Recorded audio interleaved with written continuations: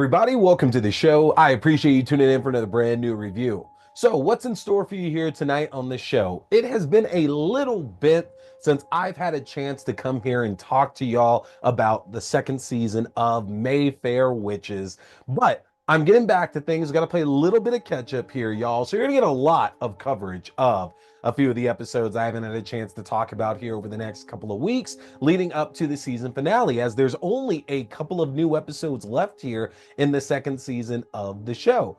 But I don't want to waste any time. Let's jump right on into things, folks. Tonight we are talking the fourth episode of season 2 of Mayfair, which is Double Helix. Now, we were left in a very precarious situation at the end of the previous episode, with Lasher being taken by Albrecht and the Talamasca, with Jojo and Daphne being stuck in a thrall at the Mayfair house by Rowan, who was attempting to keep control of the situation. The Mayfairs as a whole are entirely fed up with Rowan, just as she used them all as bait to lure Lasher to the house in an effort to capture or to kill him. Cyprian's still on the outside looking in, as he was there to help Albrecht and the Talamasca, but this is putting him directly at odds with Rowan. It's not exactly helping out Moira in this situation at all right now. There's just so much here going on. Now, the episode began showing us a flashback of Rowan and Lark's previous relationship that they had years and years prior, and it very much focused on Lark getting this job offer in New York, a job that he didn't think was actually real, that he was actually going to like qualify for in the least bit, and him choosing not to tell Rowan just because Rowan's dealing with so much on her plate at that exact moment in time of their relationship with her mom and her own school studies. And this very much seemed to put a wedge between the two of them. And keep in mind, we still don't know that much about these two's past relationship. And that's definitely been one of the bigger struggles of this season so far, is that I was super excited to see Ben Feldman get added to the cast and have this romantic history with Rowan. But we haven't really had a chance to dive into it, because outside of looking into Lasher's blood and the developments that happen in this episode, he's very much been on the sidelines, not being able to be involved with anybody in Rowan's family or the main plot of the story that's going on right now. So I'm very much hoping in these last couple episodes we start getting some big developments for him. Otherwise, it just seems like Lark is kind of being wasted here. Now, I will say, him and Rowan got a chance to share breakfast finally, a chance to share a meal and get to talk a little bit about everything just in general. And Rowan, again, is not being as forthcoming, not being as truthful with Lark about the results of the DNA test that he did on Lasher and her connection to him. So Lark is still very much being kept in the dark. And the fact that Rowan just keeps getting pulled away over and over and over to deal with these family situations, it's not building any confidence with him. It's not helping this connection out at all. And therefore, he's going to put Rowan in a state of mistrust, just like the rest of the Mayfairs are doing. And that seems to be Rowan's like burden here, is that she can't tell anybody 100% the truth, because it kind of takes away the power that she might have over them. Like, again, this entire show and the connections all in it are all about having leverage on everybody else. And it seems very much that Rowan has to keep people away at arm's length in order to keep that leverage for so many.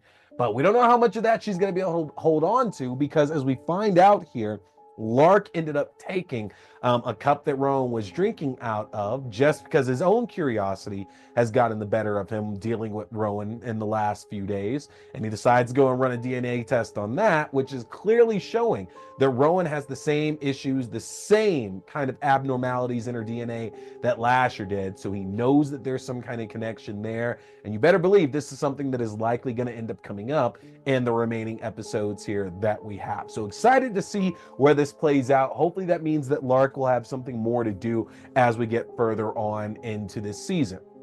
Along with looking at the Lasher's DNA, we're starting to find out that all this new power, all this new energy that Rowan gained from bringing Lasher to the mortal realm, leaves it to where if Lasher's not in proximity, that she starts to lose that power. And we've been seeing it this season so far. Rowan's been able to utilize it to keep control of so many out there, whether it's protection, revenge, to hurt, whatever the case is, she's had all these powers to utilize.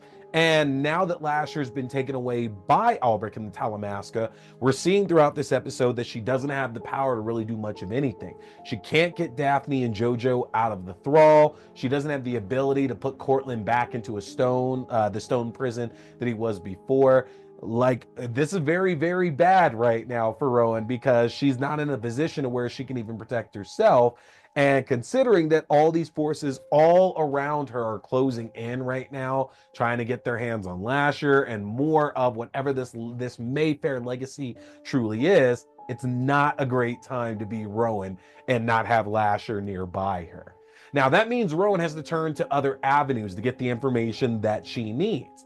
And so we know Cortland has been locked up at the Mayfair house. Rowan freed him from that stone prison to try to get some answers about what this prophecy ultimately was, what this means for the rest of the Mayfairs, what Lasher's ultimate goal is, and now trying to find out even more, what was Albrecht's plan? What was his deal with Lasher? Because from the previous season, we know that while Albrecht might be a high-ranking official in the Talamasca, there's something else going on under the surface. Cyprian knew it, Rowan knows it, and we're not getting much information here to find out what Albrecht's true plans are, but there's always been that sense about him that he hasn't been forthcoming and he's been hiding these true motives. So the fact that now everybody can see point blank that Albrecht really is a snake and there's something else going on, I imagine we're going to find out who Albrecht is ultimately working for and what this means, because Albrecht had a deal with Cortland's dad, Julien, who again we saw in the premiere as torturing Cortland in this dream state in the stone prison that he was trapped in. But as we also see throughout this episode here, Dolly Jean was visiting Julien, as Julien has managed to tie himself to his old Victrola, the record player in the Mayfair house. And this allows Dolly Jean and others technically to try to have an audience with Julien for one reason or another. And this means this is going to lead us to that long-awaited confrontation between Julien and Rowan, because we saw at the beginning of the season, Julien was very aware that Rowan was pulling Cortland out of the prison that he was locked into.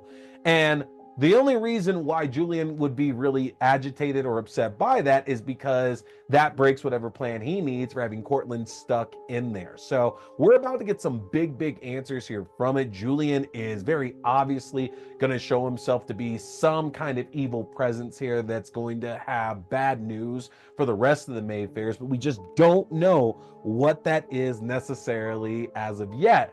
But Rowan's got to talk to him anyway and decides to make a plan that she's going to use the Victrola in order to go and get an audience with Julien to get herself some answers about what Albrecht and Lasher are ultimately up to. This has just gotten things far more complicated, because we also find out that the reason why there's all these eyes on Albrecht right now is because Albrecht was not taking Lasher back to the Talamasca. He ended up taking Lasher on his own to places and parts unknown that we're not aware of, and Cyprian is now being blamed for everything that happened. Cyprian's now being taken by other Talamasca elders back to Amsterdam to kind of answer for the situation in general and explain what ultimately went down. Not great news for him, especially when nobody has any clue where Albrecht is and what these motives are, and he even left a bottle of whiskey for Cyprian to find with some future memories implanted to kind of chide him a little bit about this whole plan in the first place. So there is so much going on here right now. Very clearly, the Talamasca, Cyprian, Rowan and Moira, Cortland, Julien, everybody is on the lookout right now for Albrecht and for Lasher. They are trying to get some answers here on what the plan is, and everybody's unfortunately making some dangerous alliances and some even terrible choices to get to the bottom of this all. So this very much felt like a bit of a filler episode, because not much really got advanced. We just started getting a little bit more information about the big picture in general, and that's okay. I hate the fact that we have these super short seasons, only 8 episodes, so this is taking us halfway through at this point, not leaving a lot of time for characters like Julien and for Lark to really get the showing of the season that we might want them to, but who knows? Let's see what unfolds here in these last 4 episodes. So I want to hear from all of you in the comment section how you're feeling about the second season of Mayfair Witches so far. What do you think ultimately we're going to find out from Julien once he gets a chance to talk with Rowan? Let me know that in that comment section too, and get subscribed, because remember, that's the best way to stay on top of all the content I'm dropping for you. You can get subscribed to my link tree at linktr.ee/T Scary Movie. That's going to be access to the YouTube page for the video versions of the show, your favorite podcasting platforms, the audio-only versions of the show, my Letterboxd page for written reviews, movie rankings throughout the year, to my TikTok page for full episodes, movie premieres, and movie news, to my Twitch page for horror gaming, and my Fangoria shop page for a 20% discount off anything in the Fangoria shop. Hit that subscribe button, folks. I got great reviews coming out to you here soon, including Heart Eyes, The Monkey, the rest of the first season of Dexter Original Sin, more of Mayfair Witches. We're going to talk some Yellow Jackets. Guys, we got a lot of stuff coming up. Don't want you to miss any of that. But that's going to do it for me here tonight, folks. I appreciate you tuning in. My name is T. We'll be talking scary movies. Stay scared.